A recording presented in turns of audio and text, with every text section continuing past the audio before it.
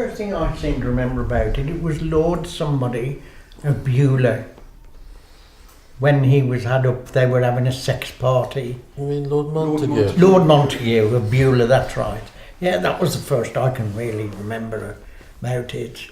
Wasn't it? Can you tell us more about that, please? Well, I can't remember what it was all about, but I know he was having a gay sex party at his house, and it was raided by the police, and he was jailed for it.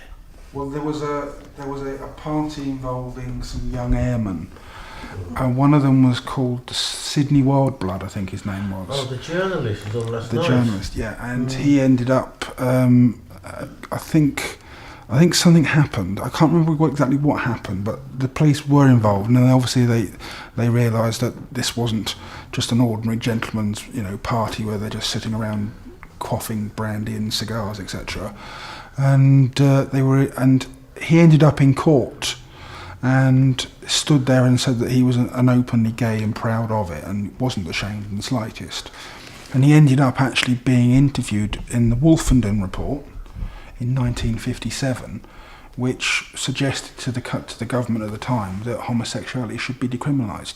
And it took them 10 years before they decriminalised it. And going back to what you were saying about censorship, when they actually did the Wolverhampton report, they sat, because there were two ladies in the room present, they couldn't actually say the word homosexual, because it was all about homosexuality and prostitution. So they couldn't say homosexual and they couldn't say the word prostitute. And as they were sitting around drinking tea and coffee and eating biscuits, they had Huntley and Palmer biscuits. So they decided to call homosexuals Huntleys and prostitutes Palmers.